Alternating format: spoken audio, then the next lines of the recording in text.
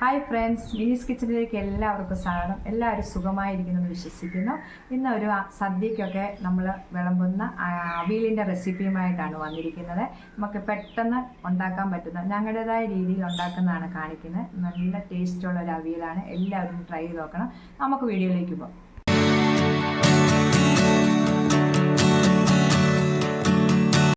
ഇന്ന് നമ്മളൊരു അവിയലാണ് ഉണ്ടാക്കുന്നത്. നമ്മുടെ ഓണമൊക്കെ അടുത്തുകൊണ്ടിരിക്കുകയാണ്. നമുക്കിന്നൊരു അവിയൽ ഉണ്ടാക്കാം. ഞാൻ ഉണ്ടാക്കുന്ന രീതിയിൽ ഈസിയായി പെട്ടെന്ന് ഉണ്ടാക്കാൻ പറ്റുന്ന ഒരു അവിയലാണ് കാണിക്കുന്നത്. അതിനായിട്ട് ഞാൻ എല്ലാ പച്ചക്കറിയും നല്ല കഴുകി അരിഞ്ഞ് വെച്ചിട്ടുണ്ട്. അതിന് വെള്ളരിക്ക എടുത്തിട്ടുണ്ട്, പയർ എടുത്തിട്ടുണ്ട്, ചേന എടുത്തിട്ടുണ്ട്, മുരിങ്ങയ്ക്ക എടുത്തിട്ടുണ്ട്, പിന്നെ മത്തങ്ങ എടുത്തിട്ടുണ്ട്, ക്യാരറ്റ് എടുത്തിട്ടുണ്ട്, കോവയ്ക്ക, വഴുതനങ്ങ, കായ.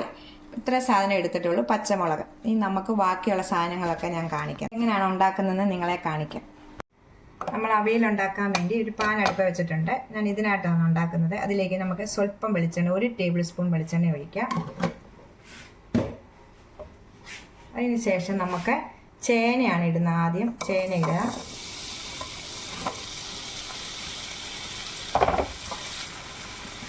ശേഷം കായ ഇടുക, മത്തങ്ങ ഇടുക.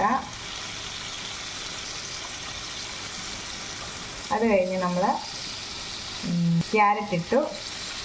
അത് പടവലങ്ങയാണ്. ഞാൻ മുമ്പേ ആദ്യം പറഞ്ഞപ്പോഴത്തേക്ക് വഴുതനങ്ങ എന്നാണ് പറഞ്ഞത് കേട്ടോ, തെറ്റിപ്പോയാണ്, സോറി. ഇത് നമ്മുടെ ഇട്ടു, പടവലങ്ങ ഇട്ടു, കോവയ്ക്ക ഇട്ടു. അതിനുശേഷം നമ്മുടെ പയറ്, നമ്മുടെ വെള്ളരിക്ക, അവസാനം നമ്മുടെ മുരിങ്ങയ്ക്കായി ഇട്ടു. പച്ചമുളക് 3 പച്ചമുളക് ഇതിൻ്റെ കൂടെ ഇട്ട്. നമ്മൾ തേങ്ങ ചായക്കുമ്പോൾ അതിൻ്റെ കൂടെ ഒരു പച്ചമുളക്, 3 പച്ചമുളക് ഇട്ട്. ഒരു സ്വല്പം 1/4 ടീസ്പൂൺ മഞ്ഞൾപ്പൊടി ഇട്ടു. ആവശ്യത്തിന് ഉപ്പിട്ടു.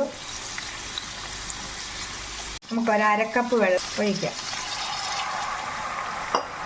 നമ്മളൊരു ഇതും കൊണ്ട് നല്ലവണ്ണം ഇതൊന്ന് മിക്സ് ചെയ്യണം. ഉപ്പും വെളിച്ചെണ്ണയും മഞ്ഞളും എല്ലാം നല്ലവണ്ണം ഒന്ന് ഇതിലേക്ക് യോജിപ്പിക്കണം. ആവശ്യത്തിന് കരിയാപ്പില ഇടുക. എന്നിട്ട് നമ്മളിത് ഫുൾ തീയെ വെച്ച്, ഫുൾ തീയെ വെച്ച് നമുക്ക് ഒന്ന് തിളയ്ക്കുന്നിടം വരെ ഒന്ന് ഫുൾ തീയെ വെക്കുക. അത് കഴിഞ്ഞ് നമുക്ക് സിമ്മയിട്ട് ഇതൊന്ന് വേവിച്ച് മൂടി വെച്ചൊന്ന് വേവിച്ചെടുക്കാം. അരയ്ക്കാൻ വേണ്ടി തേങ്ങ എടുത്തു. 1 കപ്പ് തേങ്ങ എടുത്തു. അതിലേക്ക് 5-6 ചുമന്നുള്ളി ഇട്ടു. 2 കഷ്ണം വെളുത്തുള്ളി ഇട്ടു. ഒരു പച്ചമുളക് ഇട്ടു. ഇച്ചിരി കരിയാപ്പലയും കൂടി ഇടണം. ഇച്ചിരി മഞ്ഞൾപ്പൊടി നമ്മൾ ഈ കഷ്ണത്തിനകത്ത് ഇട്ടായിരുന്നു. നമ്മൾ ജീരകം ഇട്ടു.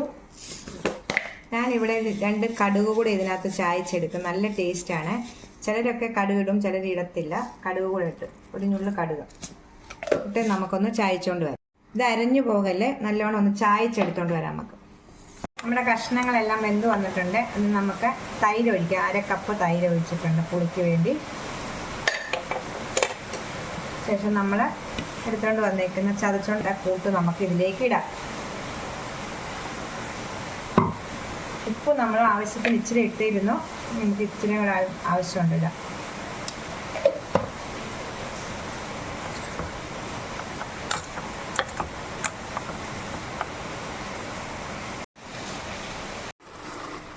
നമ്മുടെ അവിയൽ അങ്ങനെ റെഡി ആയിക്കൊണ്ടിരിക്കുകയാണ്. നമുക്കൊന്ന് ഇളക്കിയിടാം. അങ്ങനെ നമ്മുടെ അവിയൽ റെഡി ആയിട്ടുണ്ട്. 2 ടേബിൾ സ്പൂണ് വെളിച്ചെണ്ണ ഒഴിക്കുക. 2 ടേബിൾ സ്പൂൺ വെളിച്ചെണ്ണ ഒഴിച്ച ശേഷം നല്ലവണ്ണം കരിയാപ്പില ഇടുക.